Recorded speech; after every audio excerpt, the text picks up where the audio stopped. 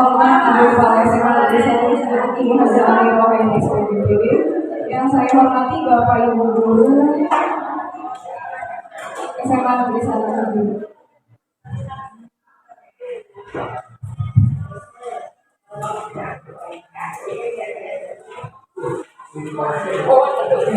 Puji syukur marilah kita panjatkan kehadirat Allah Subhanahu wa Ta'ala yang telah memberikan nikmat rahmat dan karunia sehingga kita masih bisa berkumpul di hingga ini dengan insya Allah sehat walafiat. Tak lupa salawat dan salam semoga selalu curah kepada junjungan Nabi besar Nabi Muhammad Sallallahu Alaihi Wasallam. Pertama-tama, marilah kita buka kegiatan pada sore hari ini dengan membaca basmalah bersama. Kemudian yang kedua,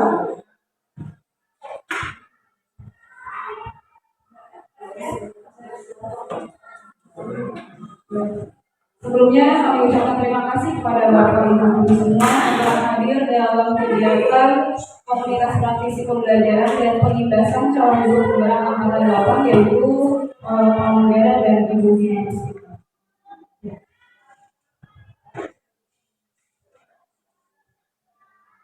Langsung saja ke kegiatan yang pertama yaitu pengindasan calon guru penggerak oleh Bapak Pramugara bagi Satya Wijaya pada Pramugara.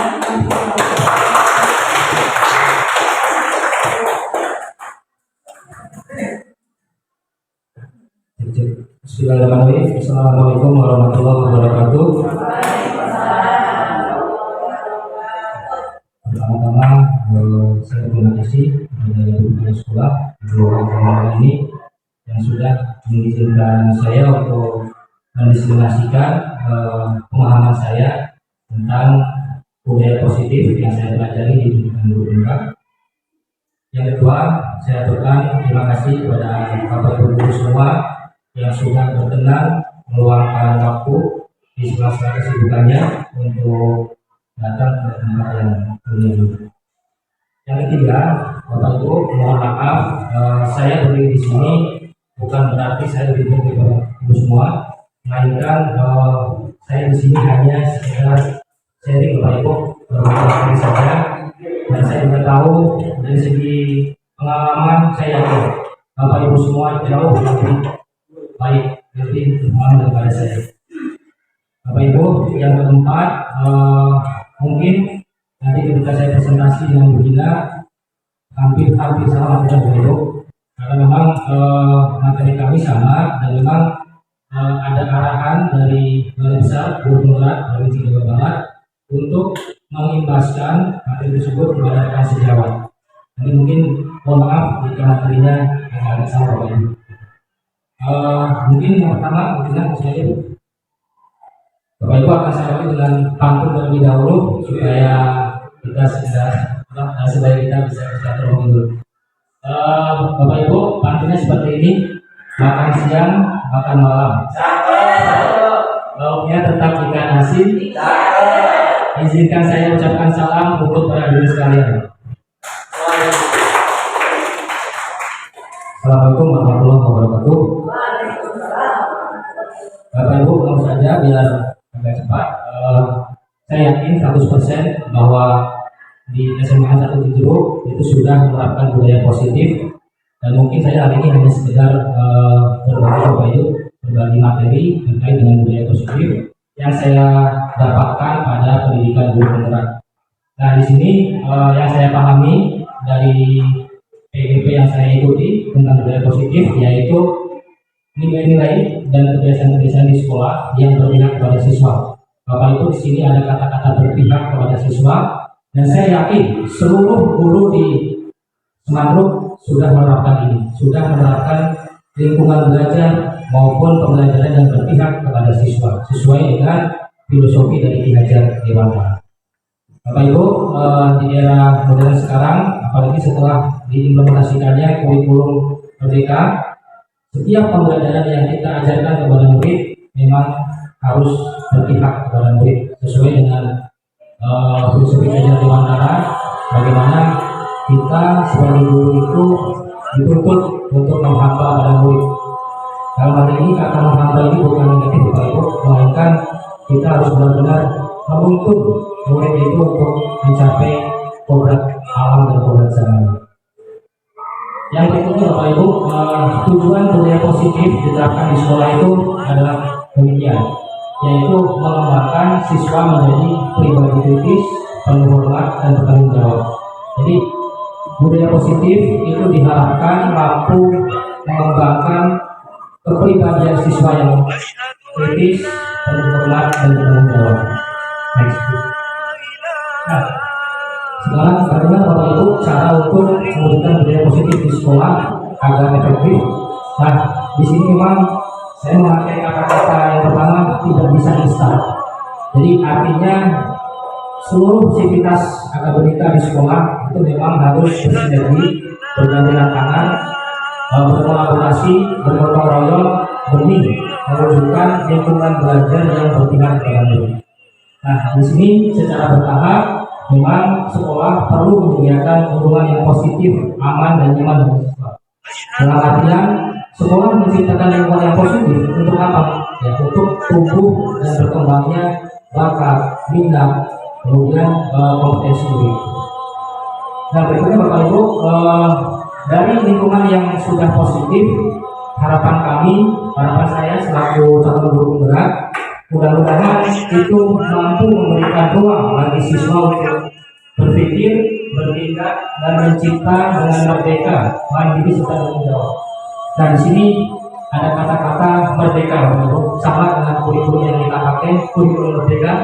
Memang tujuan menciptakan lingkungan belajar yang positif, aman dan nyaman itu adalah selain untuk menciptakan pembelajaran yang berpihak kepada murid, itu juga ingin menghantarkan murid sebagai manusia yang merdeka sesuai dengan kodratnya.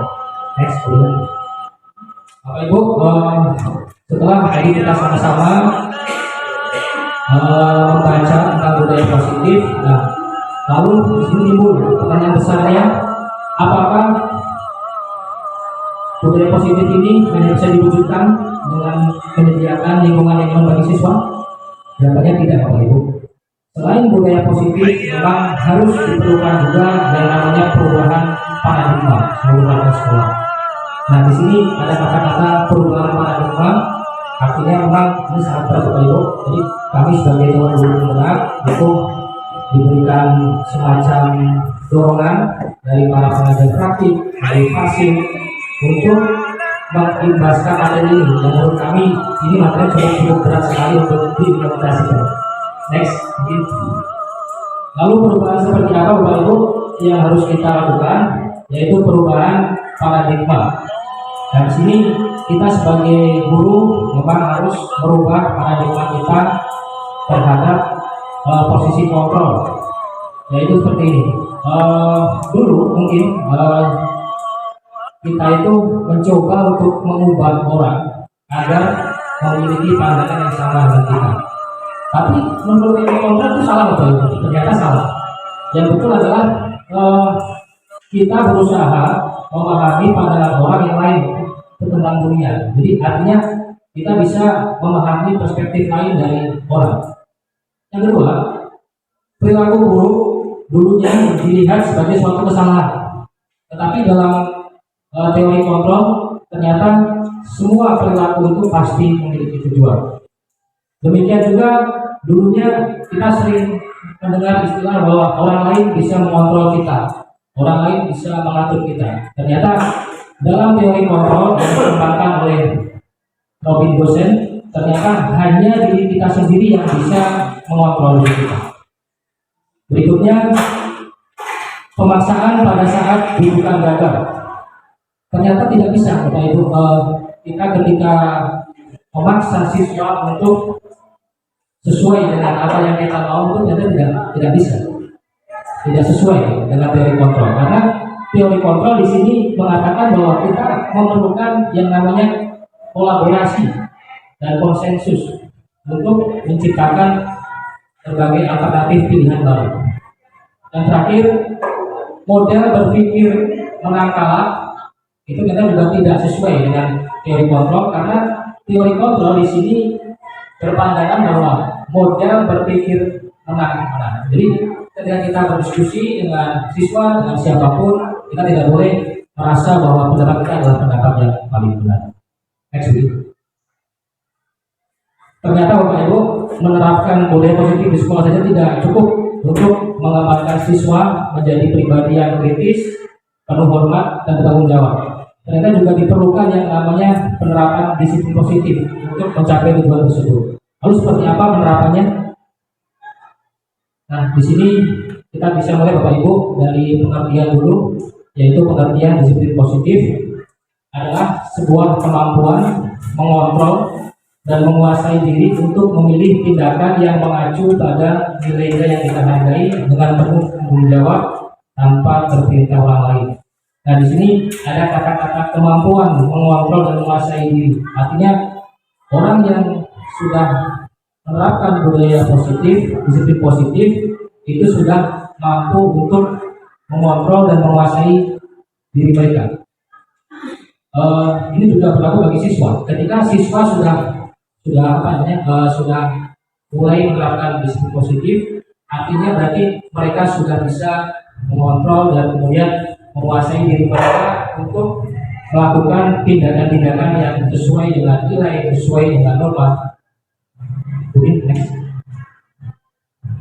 Nah, Bapak Ibu, setelah tadi kita mempelajari apa itu pengertian disiplin positif, nah sekarang kita mempelajari tentang apa landasan dari penerapan disiplin positif. Nah, di sini kita bisa melihat, jadi landasan kita menerapkan disiplin positif itu ada teori motivasi, Bapak Ibu.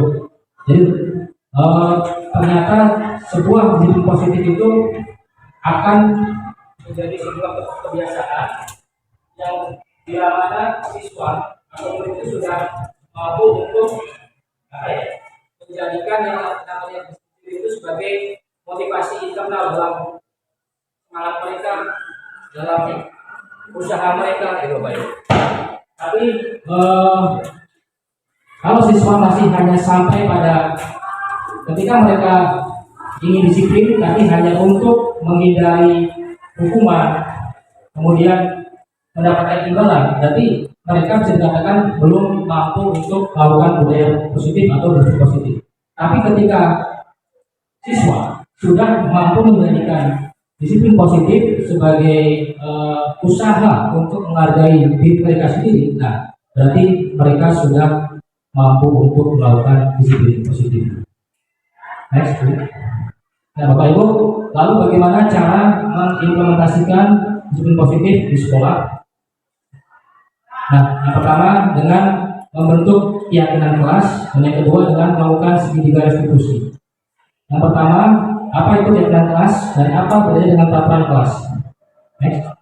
Nah, Bapak Ibu, ini yang saya kutip dari bukunya dosen tentang keyakinan kelas, yaitu adalah sebuah nilai kebajikan atau prinsip universal yang disepakati bersama secara universal, lepas dari latar belakang suku, negara, bahasa maupun agama. Nah, menurut dosen, suatu keyakinan kelas itu akan lebih memotivasi seseorang dari dalam dirinya atau motivasi intrinsik. Nah, seseorang akan lebih bersemangat untuk menjalankan keyakinannya daripada hanya sekedar mengikuti serangkaian peraturan. Nah, untuk keyakinan kelas ini, Bapak Ibu, kita bisa memulai di kelas kita masing-masing dengan membuat sebuah keyakinan kelas yang tentunya sangat-sangat berbeda dengan peraturan kelas. Apa perbedaannya, Bapak Ibu? Kita bisa lihat di sini. Nah, di sini kita bisa melihat perbedaan antara peraturan dan keyakinan kelas. Nah, jika melihat di sini di bagian yang sebelah kiri, Bapak Ibu, itu adalah bukan itu kesepakatan kelas, peraturan kelas, mohon maaf. Nah, di situ kita bisa melihat apa namanya siswa selalu kembalikan buku ke tempatnya. Nah, ini kan kata-kata yang masih konkret, belum abstrak. Tapi kalau sudah masuk ke keyakinan kelas, semuanya bukan menjadi abstrak atau bisa kita lihat di sini apa ya menjadi sebuah nilai, Bapak Ibu. Nah, itu kita bisa lihat bahwa jawab adalah bentuk dari keyakinan kelas. Nah, sekarang yang nomor 2, dilarang mengganggu orang lain. Ternyata itu ketika kita rubah menjadi jantan kelas itu menjadi menghormati orang lain dan diri sendiri. Kemudian hadir di sekolah 15 menit sebelum pembelajaran dimulai. Nah, dalam bentuk yang naik kelas ini menjadi menghormati orang lain, kemudian komitmen pada tujuan atau komitmen. Nah, kemudian dilarang melakukan kekerasan. Pada jalan kelas ini berubah menjadi keselamatan menghormati orang lain. Kemudian dilarang menggunakan narkoba. Nah, di jalan kelas itu berubah menjadi kesehatan. Kemudian bergantian atau menunggu giliran. Nah, di jalan kelas berubah menjadi menghormati orang lain atau kesabaran.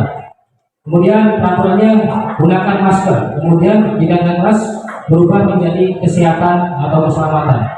Lalu kemudian jangan berlari di kelas atau koridor. Kemudian di jalan kelas berubah menjadi keselamatan dan keamanan. Next, please. Nah, sekarang apa itu segitiga restitusi dan bagaimana alur penerapannya? Bapak Ibu, secara pengertian segitiga restitusi itu adalah proses menciptakan kondisi bagi murid untuk memiliki kesalahan mereka sehingga mereka bisa kembali pada kelompok mereka dengan karakter yang lebih kuat. Artinya restitusi itu membuat murid menjadi pribadi yang lebih baik dari sebelumnya. Nah, kemudian restitusi itu juga memiliki tujuan, yaitu membantu murid menjadi lebih memiliki tujuan, disiplin positif, serta memulihkan dirinya setelah berbuat salah. Yang kedua, membantu murid untuk jujur pada diri sendiri dan mengevaluasi dampak dari kesalahan yang dilakukan. Dan yang ketiga adalah memberikan penawaran, bukan paksakan. Nah, ini Bapak Ibu, seperti ini kurang lebih alurnya segitiga restitusi ketika kita sebagai seorang guru itu sedang menangani kasus murid. Di mana yang pertama ini rangkanya adalah menstabilkan integritas. Nah, di sini kita bisa mengajukan pertanyaan kepada murid yang salah tadi dengan mengatakan bahwa setiap orang itu pasti melakukan kesalahan dan kamu bukan satu-satunya yang pernah melakukan ini. Nah, kemudian yang kedua menanyakan keyakinan. Nah, di sini kita bisa melihat bahwa ketika kita melakukan langkah yang kedua ini, kita harus bertanya kepada murid, nilai-nilai apa yang telah kita sepakati. Nah, nilai ini terkait dengan tadi keyakinan kelas yang telah dibuat tadi. Kemudian kamu ingin menjadi orang yang seperti apa?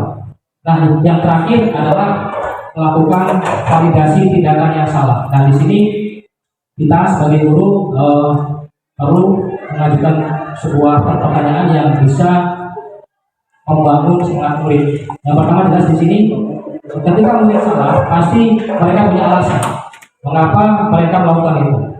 Dan yang kedua, adakah cara yang lebih efektif untuk mendapatkan apa yang kamu butuhkan? Ini Bapak Ibu alur dari segitiga restitusi. Next, nah ini posisi kontrol guru ketika melakukan segitiga restitusi.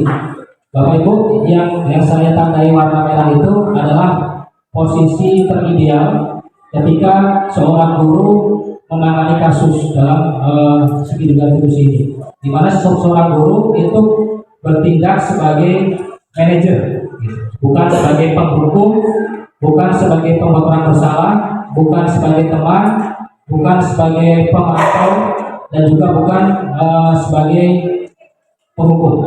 Nah, di sini kita bisa melihat beberapa hal yang harus dilakukan oleh guru ketika menjadi manajer. Nah, di sini ada kata-kata bagaimana kamu bisa menyelesaikan masalah ini. Nah, harapannya dengan memberikan pertanyaan seperti ini itu membuat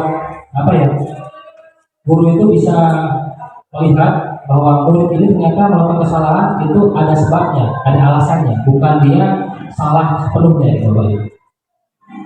Next, please. Nah, ini Bapak Ibu dokumentasi segitiga restitusi yang sudah saya lakukan.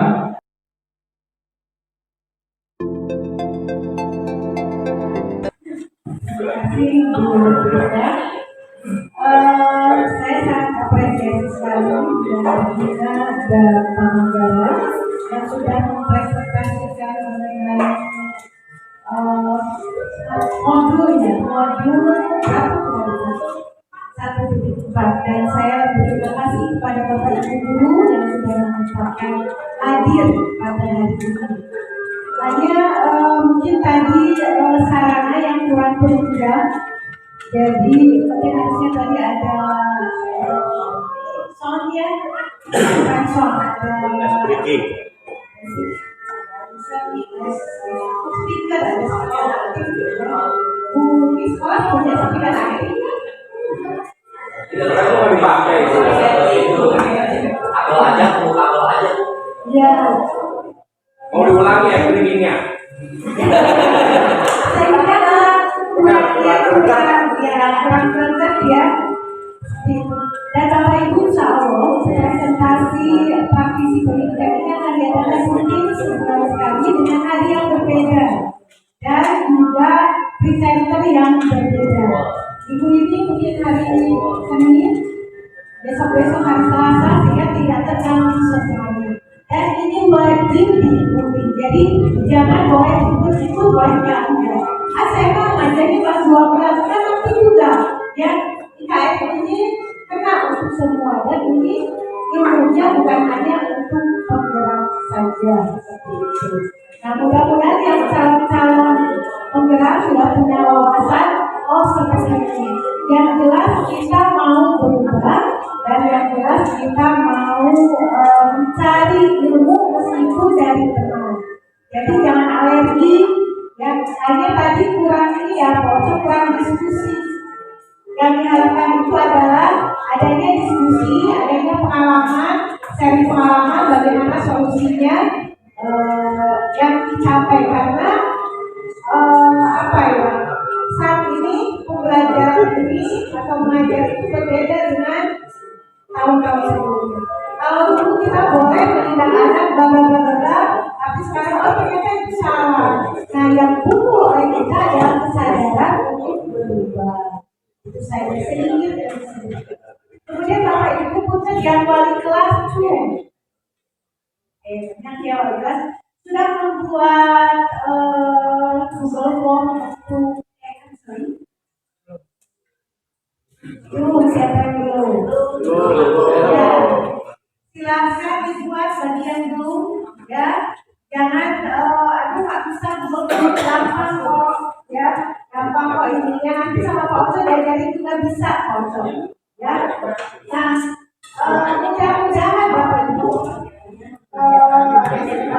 itu rencananya akan mendapatkan lagi di pipa panel. Mudah-mudahan nanti bisa lagi di waktu saja ya presentasi seperti ini. Kalau tidak bisa diulangi dulu. Nanti bisa kita diajarkan bagaimana membuat logo gampang dan terlalu susah kok. Kita kasih coba siap bisa. Nanti ulangan yang tadinya ulangan paper base ya bisa menggunakan ulangan. Jadi segera saya Bapak Ibu bagaimana konsultasi anak-anak ke Bapak Ibu melalui intensif. Karena dari sekilas ngobrol dengan kita, masalah pembulian ini masih terus berlangsung. Nah, dan ada anak yang ingin keluar dari sekolah kita, kalau ketika pembulian ini terjadi dan anaknya keluar, artinya masalah tidak selesai dan tidak boleh itu terjadi. Nah, kemudian yang lainnya apa? Banyak sekali masalah-masalah ketika disampaikan bahwa nanti wali kelas ada yang didukung itu ada beberapa kelas itu menyatakan positif dan kalau begitu kita bisa curhat dong, bisa WA-an, itu sama.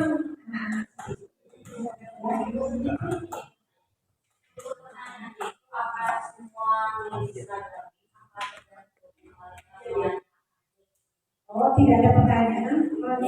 Contohnya kan sudah diberikan sama Bang Sudah. Di sana hanya diberi kolom. Kenapa 12 tidak ada? Oh, belum ada informasi itu. Kan ada dua. Tapi di kelas 11 oh, iya benar. Terima ya. Nanti saya sampaikan. Di sana itu simple saja, kolomnya hanya nama, tapi tetap di sana saya mencantumkan kolom pekerjaan orang tua. Karena misalnya pekerjaan orang tua sangat mempengaruhi perilaku anak, ada yang seperti itu. Kemudian kolomnya ada yang seperti begini, masalah di rumah, kemudian masalah belajar atau masalah perguruan tinggi, itu saja. Jadi mereka akan mengisi sesuai dengan permasalahannya, sehingga nanti bisa dikelompokkan, bisa dipresentasi perwakilan kita lebih banyak di masalah apa? Masalah dari rumah atau masalah belajar atau masalah kemudian biarkan anak bisa jadi ini mengurangi konsultasi karena saat ini Pak Oto wali kelas mau ada pembinaan waktunya carinya susah, tapi begitu anak bisa dan bisa kapan saja. Itu saja barangkali Anda di Assalamualaikum warahmatullahi wabarakatuh. Terima kasih pada selanjutnya ada sedikit balik ya atau refleksi dari Bapak Ibu mungkin yang ingin menyampaikan pertanyaan atau pendapat terkait tadi yang sudah disampaikan oleh Pengacara umumnya. Silakan jika ada yang dalam bentuk refleksi atau boleh berupa pertanyaan boleh.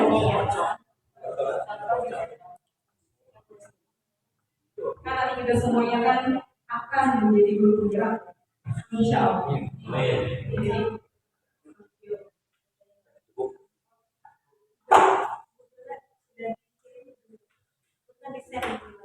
Terima kasih untuk menutup pertemuan ini.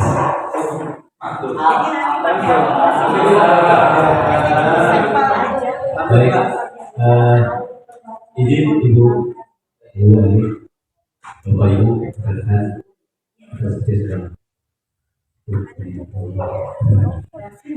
mengizinkan saya untuk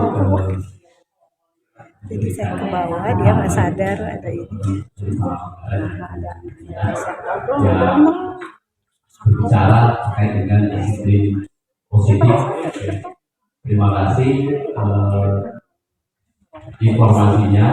Ya udah. Kalau ini sebetulnya sudah pernah kita diskusikan waktu itu kalau tidak salah Bu Ami ya memaparkan materi tentang segitiga institusi.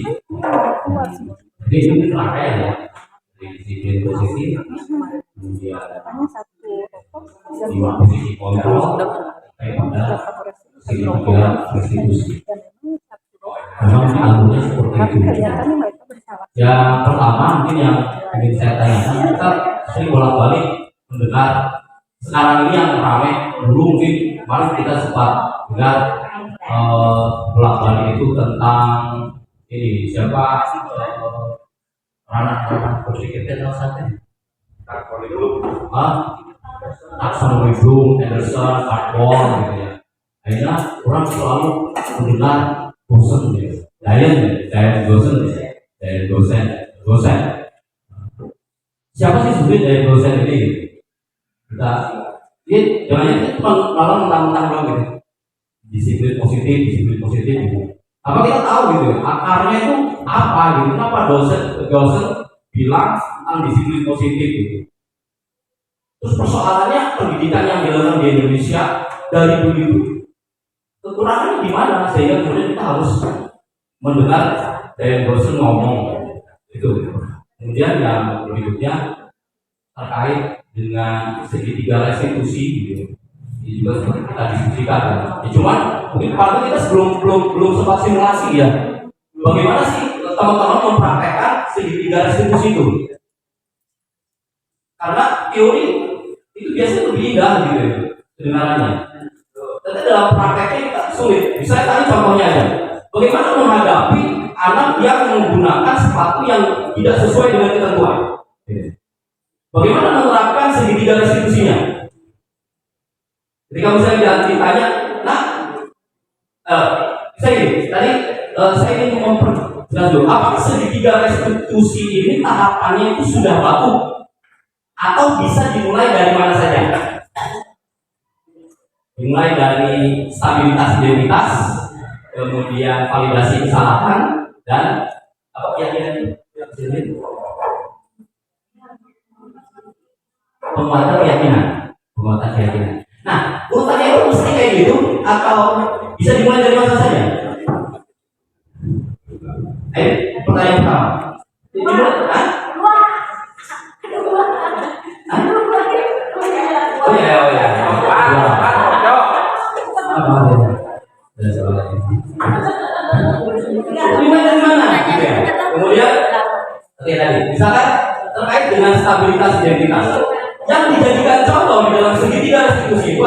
misalnya pertanyaan atau pernyataan, nah bukan kamu satu-satunya yang pernah melakukan kesalahan itu. Ini tadi lucu-lucuan saya sama Dika. Ini pembenaran, akhirnya menjadi pembenaran. Oh, gak apa-apa dong kalau gitu. Saya bukan satu-satunya orang yang pernah melakukan kesalahan. Karena itu sering kita dengar ya, orang Indonesia tuh selalu kayak gitu kan. Kalau melakukan kesalahan, Pak, itu kayak gitu. Nah, selalu cari teman. Nah, ini bukan cari teman dia, kita yang nyari teman buat dia. Nah, bukan kamu satu-satunya yang pernah melakukan kesalahan itu. Oh, dia semua pernah. Temannya buruk lah. Benar. Nah, itu. Ini yang mesti kita praktikkan ya. Mungkinkah kita salah gitu dalam menerjemahkan, saya mungkin yang salah, bukan kita ya. Salah yang salah menerjemahkan saya pernyataan itu. Bukan kita, bukan kamu satu-satunya orang yang melakukan itu. Kalau yang saya maksud di sini adalah terkait dengan stabilitas identitas adalah bahwa Anda betul-betul sudah stabil identitas, tidak lagi terancam, tidak lagi merasa takut. Jadi dia sadar apa yang telah dia lakukan dan dia siap mendapatkan segala konsekuensi dari kesalahan itu. Itu yang disebut dengan stabilitas identitas. Nah, makanya mungkin yang mungkin mudah juga tadi menyampaikan itu, tidak ada feedback. Gitu. Mungkin kita memang perlu itu, gitu. Perlu simulasi. Gitu. Bagaimana mensimulasikan penerapan segitiga restitusi dalam berbagai kasus. Saya pernah menemukan siswa yang dia itu nggak tahu gitu. Kenapa dia melakukan itu? Ketika dia nggak tahu kenapa dia melakukan itu, maka pertanyaannya adalah dari mana kita akan memulai? Jadi, apakah misalnya kita mulai dari stabilitas identitas dulu atau validasi kesalahan? Validasi kesalahan adalah bahwa dia sadar akan apa yang dia lakukan itu salah. Mungkin. Jadi pertanyaannya, kita mulai dari mana? Validasi kesalahan atau stabilitas identitas dulu? Atau langsung pada keyakinan? Cara saya itu mungkin semakin tidak jelas seperti ini. Saya Bapak, terima kasih atas banyaknya pertanyaan yang dilontarkan. Mungkin saya menjawab yang segitiga restitusi dulu ya Pak. Salah satunya apakah segitiga restitusi itu baku atau tidak ya? Nah, selama saya belajar di modul 1.4 ini, berkali-kali saya diajarkan, dibina oleh fasilitator, kemudian juga waktu kemarin itu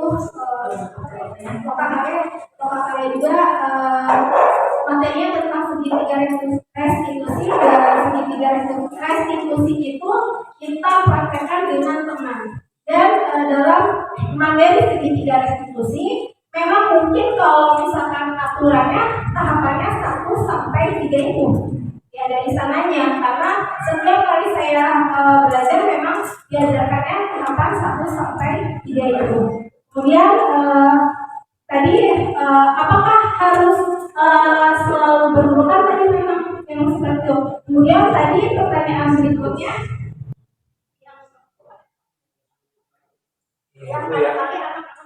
yang tokoh itu siapa?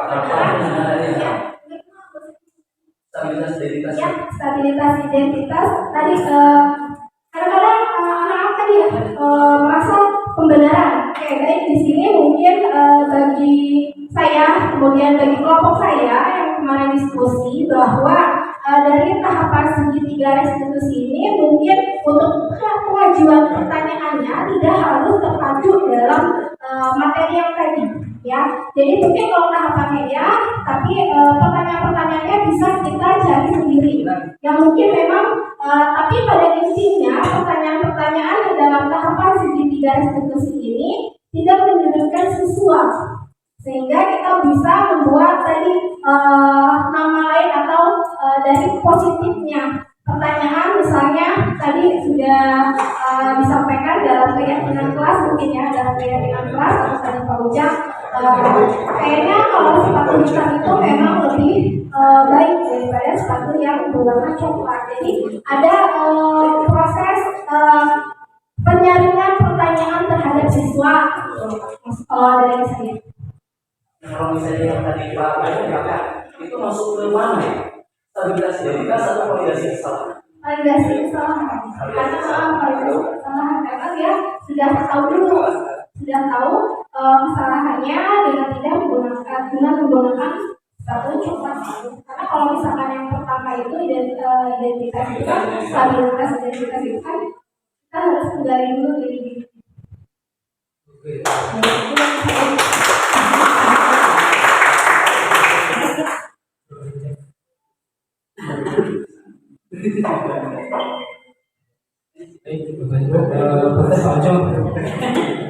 Yang pertama itu apa ya? Saya bisa bilang ini langsung beratnya. Cukup berat pertanyaannya. Nah itu. Wah, yang PPK kan, apalagi saya waktu masih CGT Pak. Bapak Ibu, punten saya hanya mungkin hanya saya apa namanya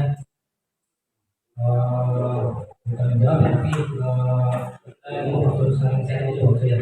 Kali Pak Ucu punya referensi yang lebih luas, yang lebih dalam, bisa apa namanya disampaikan kepada kami. Dari yang saya baca Pak Ucu ya, siapa sih sebenarnya Dr. William Borsen ini ya?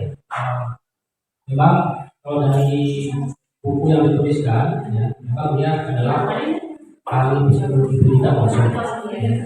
Memang dia ini punya apa namanya keahlian di permasalahan institusi.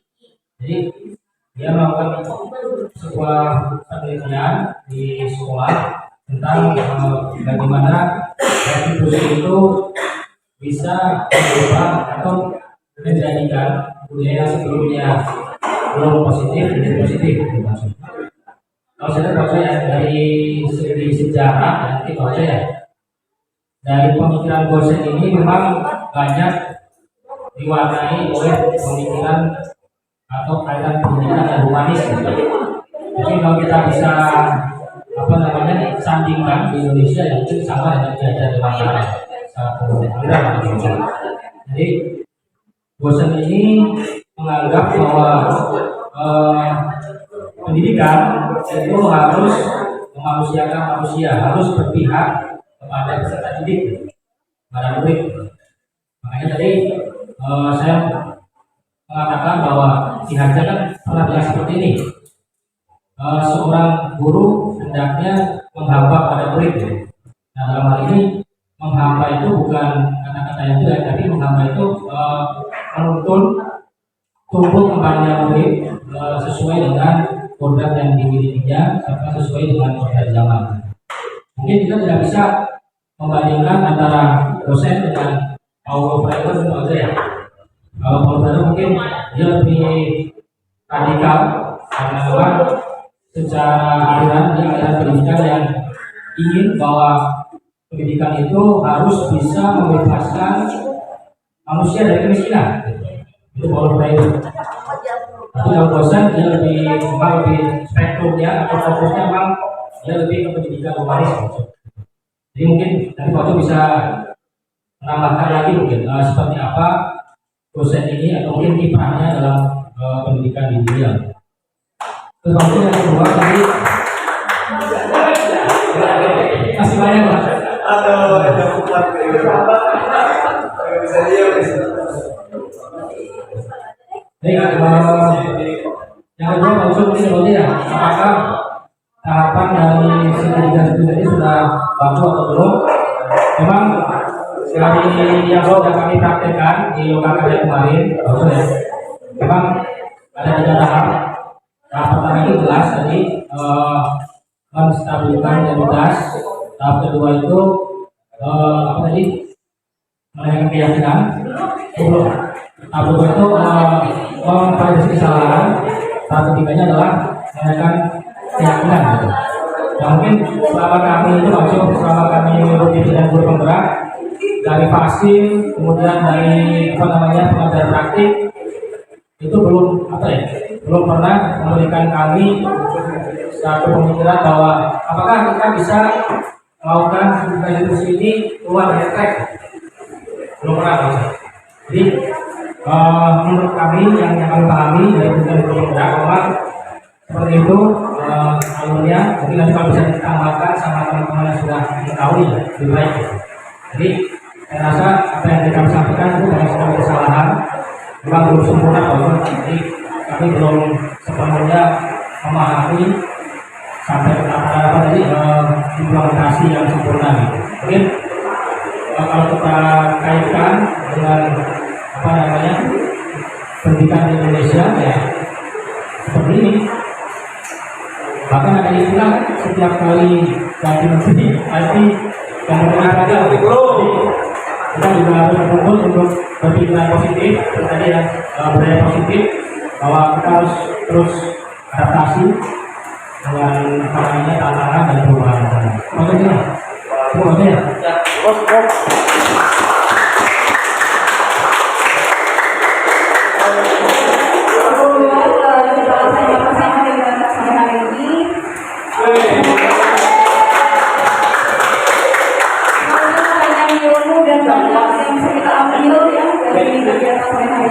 Tutup doa, Richard. Kita akhiri kegiatan hari ini dengan berdoa bersama.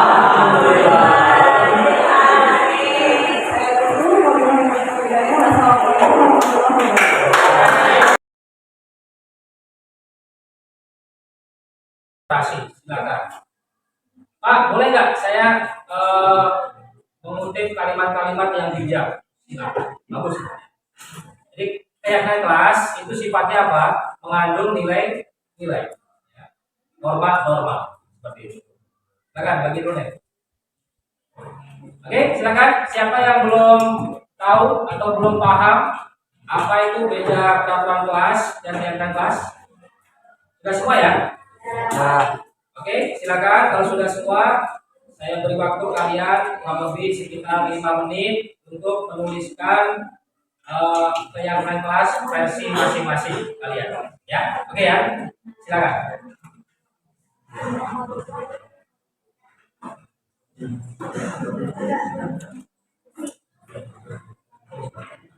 Satu aja, ya, satu aja. Satu, tidak usah panjang-panjang ya, karena sangat terbatas di notes-nya, ya kan? Kecil ya, satu aja.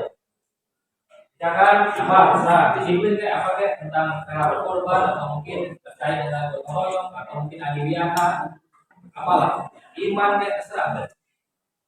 Jadi sifatnya universal ya. Kita yakini bersama nanti untuk menjadikan keyakinan bersama 11 IPA 6. Ya, 11 6.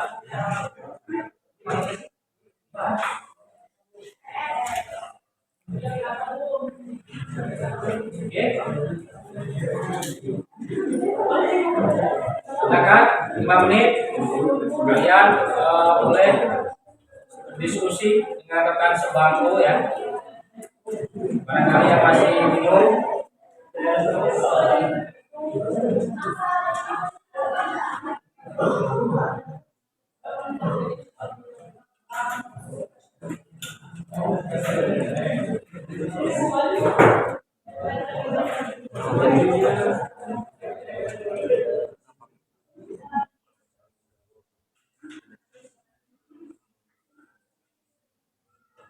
Oke, kurang 3 menit lagi, silakan. 3 menit lagi, nanti kalian ke depan satu persatu untuk menempelkan di depan tulis ya. Saya baca, nanti kita rumuskan bareng-bareng ya.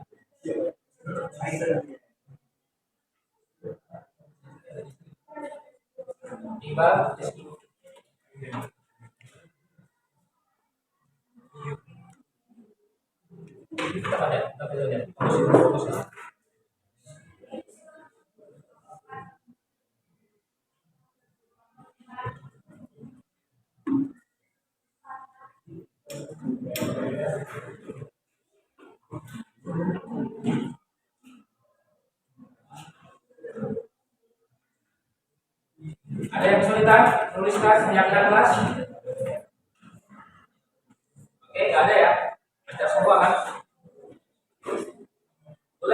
sambil ngobrol sama teman sebangkunya ya, ketemu apa ya yang positif nggak apa,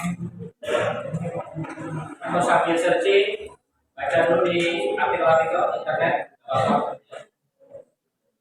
2 menit lagi.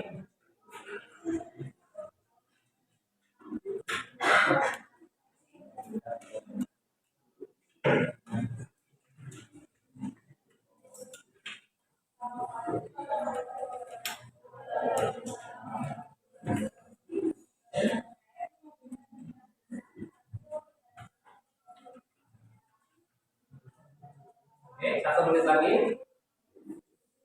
Nanti setelah ini habis, nanti itu ya dari sini dulu ya, dari sini nanti ke belakang, kemudian pindah ke depan, belakang, gitu ya nanti ya. Nanti satu persatu kalian menempelkannya di papan tulis ya, di sini. Dari awal di sini ya, awal sampai yang terakhir di sini. Ya, gitu.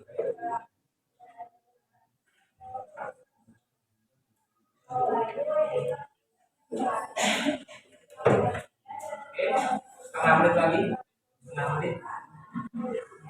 Berapa tadi? 30 detik. Ya, 20 detik lagi. Ya, gercep. Ya,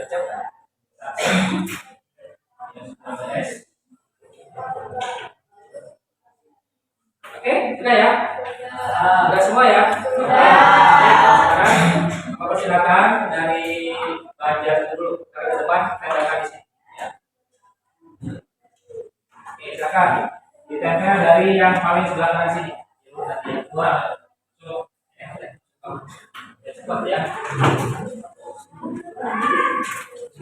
Tempel yang rapi. Ya, oke, tempelkan ya di situ ya.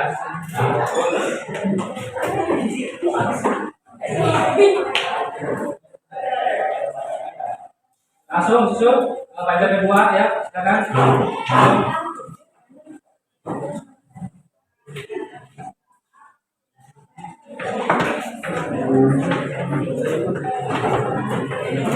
Oke, langsung ya, silakan susun Banjar ketiga, keempat persiapan keempat. Ya. Silakan Banjar keempat persiapkan diri.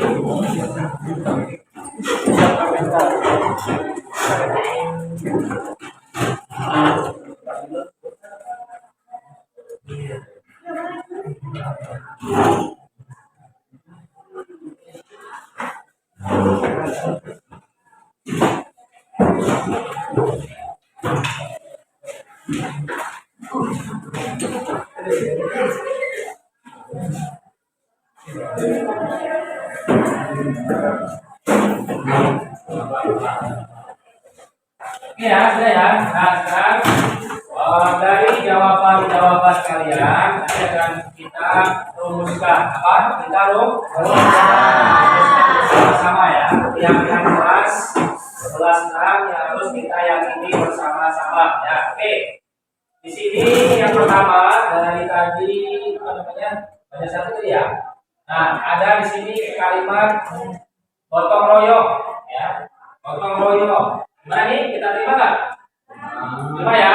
Oke, berarti yang pertama tentang kelas kita adalah gotong royong ya. Gotong royong. Terus yang kedua sekarang kita lihat. Yang kedua. Nah, di sini ada kata-kata saling menghargai, saling menghormati, saling menyayangi. Berarti apa itu? Berarti apa itu? Apa? Toleransi. Iya, toleransi ya, saling menghargai, saling menghormati, saling menyayangi ya. Meskipun kita berbeda-beda suku, berbeda-beda agama ya, tapi paling tetap satu bangsa ya. Oke. Sekarang yang kedua, bagus nih. Yang ketiga, sholat tepat waktu. Nanti apa ini? Nanti apa? Ya, toleransi ya. Jadi yang beragama Muslim silakan. Kalau sudah azan ya apa? Harus berangkat ke masjid. Ya, yang beragama Kristen, ya silakan hari Minggu beribadah di gereja masing-masing. Ya. Demikian juga yang beragama Hindu, beragama Buddha dan lain sebagainya, silakan. Ya, kalian tidak ada yang melarang, bebas beribadah sesuai dengan jamnya masing-masing. Ya. Sekarang berikutnya kompak, berarti apa kompak itu? Ya, kompak dalam segala hal, berarti apa? Royong. Ya, gotong royong. Ya, berarti sudah tercermin ya, kompak ya. Nah, sekarang yang berikutnya, tidak menjelek-jelekan agama teman yang berbeda, toleransi. Ya, saling menghormati dan menjaga kebersihan kelas. Nah, apa itu? Menjaga kebersihan kelas apa? Ya. Siapa? Tanggung tanggung jawab ya. Berarti kalian jika waktu-waktu membuang sampah jangan di kelas tapi pada tempatnya. Ya, namanya apa? Kebersihan. Dalam agama Islam pun kan juga sama, ya kan? Kebersihan adalah sebagian dari iman. Oke, sekarang berikutnya saling menghargai. Oke, ini masuk ke toleransi ya. Saling menghargai, toleransi lagi, menghargai lagi, toleransi lagi. Salat zuhur. Oke, ini masuk ke apa?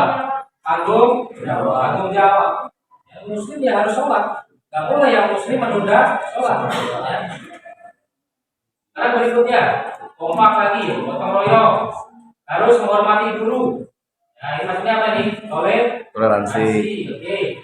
Nah, ini jadwal tiket kelas. Bertanggung jawab, bertanggung jawab. Sholat zuhur. Menghargai ras maupun agama yang berbeda. Apa ini? Toleransi. Oke, sip. Saling menghormati dan menyayangi. Toleransi lagi ya. Tanggung jawab, disiplin. Nah, ini ya. Apa ini? Disiplin. Ya, disiplin itu bagian dari apa sih? Ya, disiplin itu adalah kesadaran diri untuk berbuat.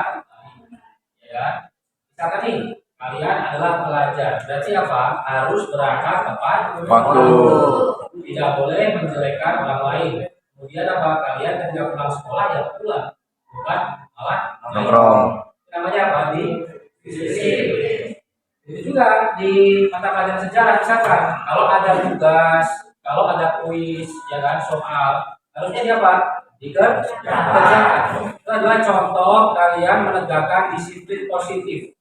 Ya. Nah sekarang berikutnya apa itu?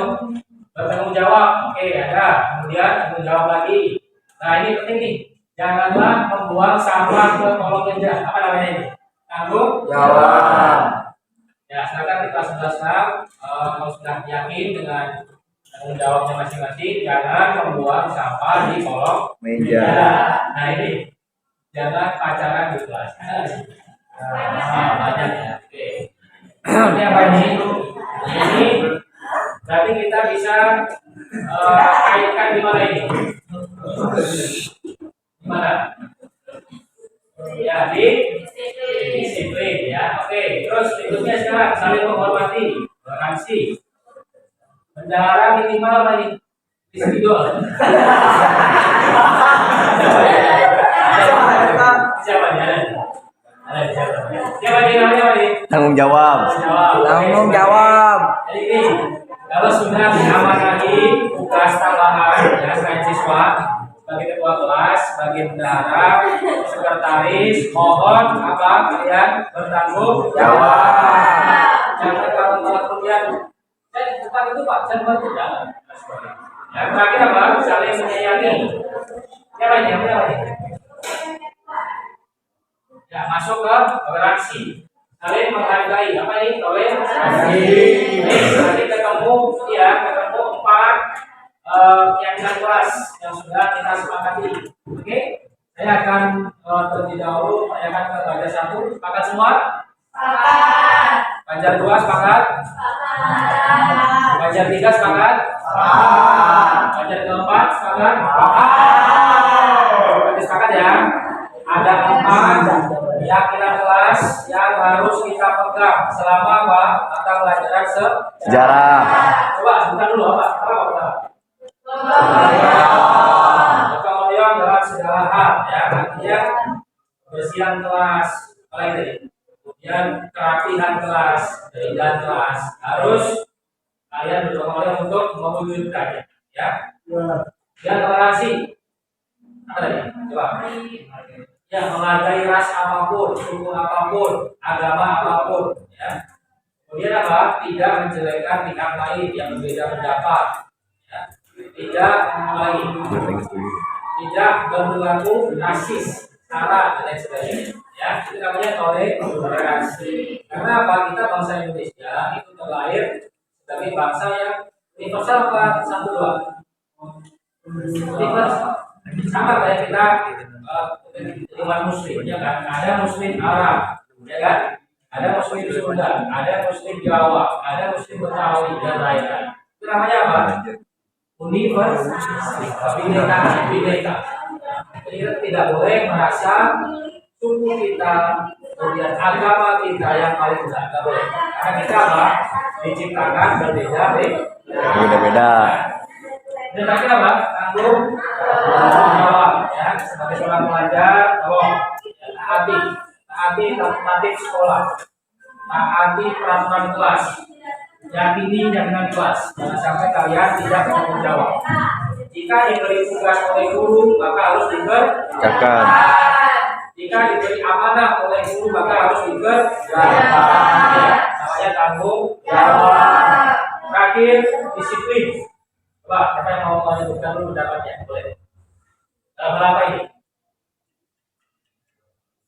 Ya, bisa dalam hal kebersihan kelas ya.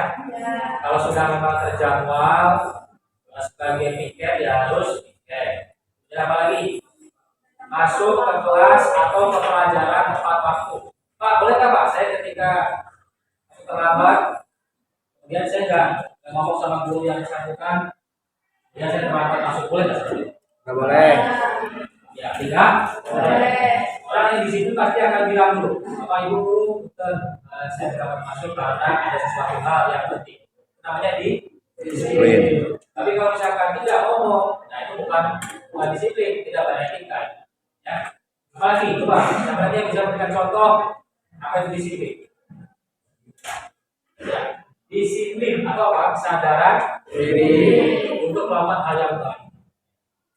Pak, boleh nggak? Kita ketika mengerjakan tugas di sekolah, boleh nggak? Boleh. Boleh saja. Asalkan apa? Tugas yang diberikan oleh guru itu sifatnya adalah tugas sekolah. Tapi kalau PR gimana? Boleh nggak di sekolah? Boleh. Tidak. Nah, kita PR apa? Pekerjaan rumah. Tapi harus di rumah. Itu disiplin. Baik, itu tentang kegiatan kelas. Coba sekarang saya ingin ada yang memberikan pertanyaan atau mungkin yang masih belum jelas tadi. Silakan. Bapak, segala apapun pertanyaannya tidak akan saya salahkan karena kita berbudaya positif. Kita positif thinking. Kita tidak boleh meremehkan pendapatnya orang. Kita harus menghargai pendapatnya orang.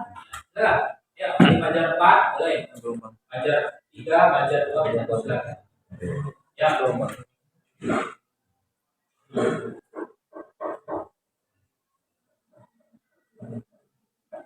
ya, jangan ya. Biar 30 menit. Belum ada? Baik. Kalau tidak ada yang memberikan pertanyaan, ya, mari kita sekarang refleksi ya. Apa itu refleksi? Bukan bijak ya. Jadi refleksi itu sifatnya adalah kita mengambil hikmah dari pelajaran kita hari ini. Apa? Kita bareng-bareng menyepakati, kita berdiskusi, berembuk, kita berusaha bareng-bareng keyakinan ke kelas. Nanti selama setahun ke depan dia sudah meyakini bersama-sama harus kita terapkan bisa. Ya, baik. Sebelum kita akhiri, saya ingin kalian semuanya berdiri dan kemudian kalian mencari pasangan. Cari pasangan. Sekarang hadap kiri. Tangan kiri gerak. Oke ya. Pegang pundak teman kalian. Oke. Baik. Pegang ya. Oke. Nanti, ini klunya. Klunya ya. Nanti kalau saya bilang hujan kecil, kritik, masih pelan-pelan doang. Ya. Karena kalau udah hujan kecil langsung ya. Semua kencang langsung. Oke, siap? Oke, 1, 2, 3. Hujan kecil. 1, 2, 3. Hujan kecil. Kecil. Hujan gede. Hujan gede. Hujan gede.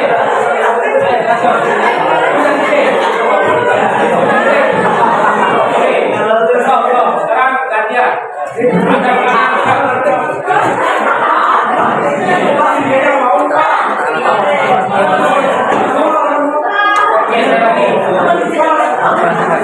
Ada kanan gerak. Saya nanti saya bilang udah kecil bagi pelan-pelan ya.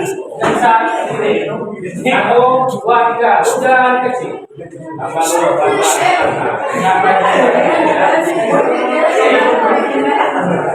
Hujan gede.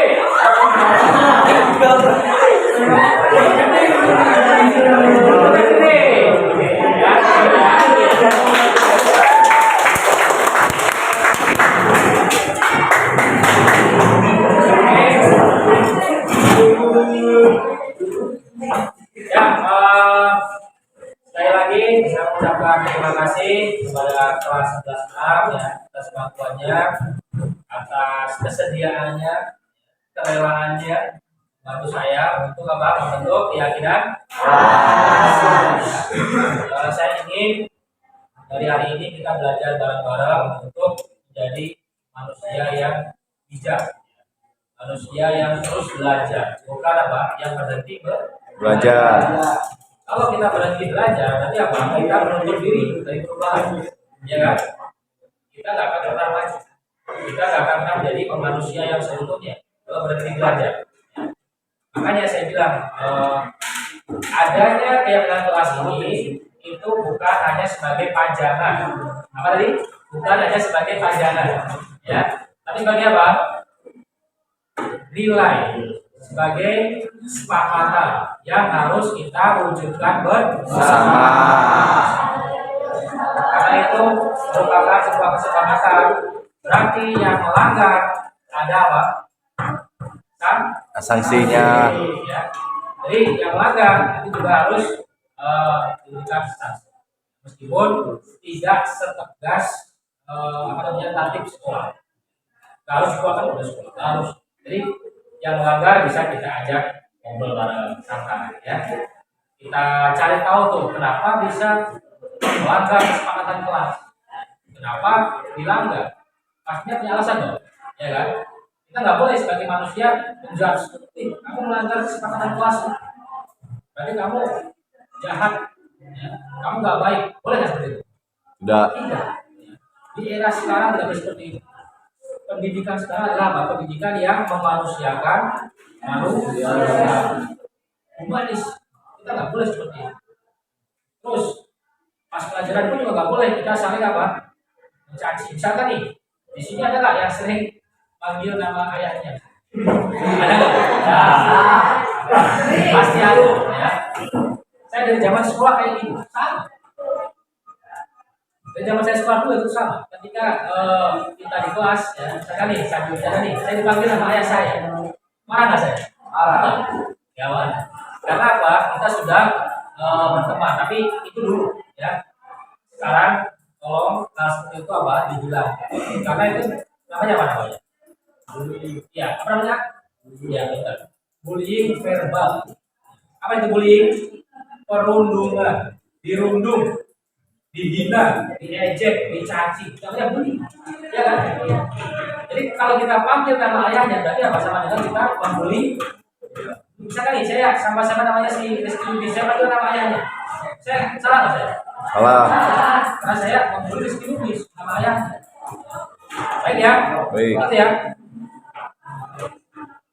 Oke, baik.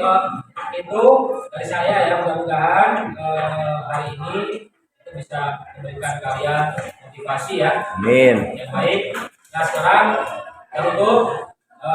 Sebelum kita tutup, mari kita bersama-sama untuk apa ya, merenungkan dan kita berdoa supaya apa yang kita yakini hari ini itu bisa tercapai. Amin. Kita ke kelas, lagi doanya. Ya, doa dulu. Beri. Ayo teman-teman.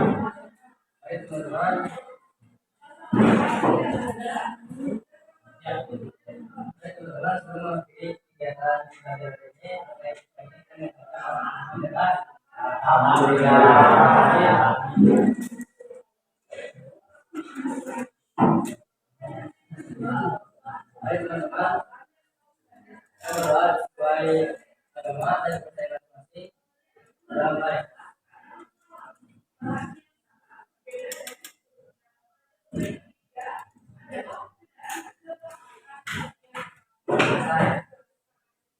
Ya, terima kasih Ketua Kelas, mungkin doa penutup ya. Dari saya cukup sekian. Pokoknya mohon maaf ya, mudah-mudahan apa yang tadi kurang itu dari saya sendiri, tapi jika lebih dari Allah Subhanahu wa taala ya. Nah, itu ya. Assalamualaikum warahmatullahi wabarakatuh. Waalaikumsalam warahmatullahi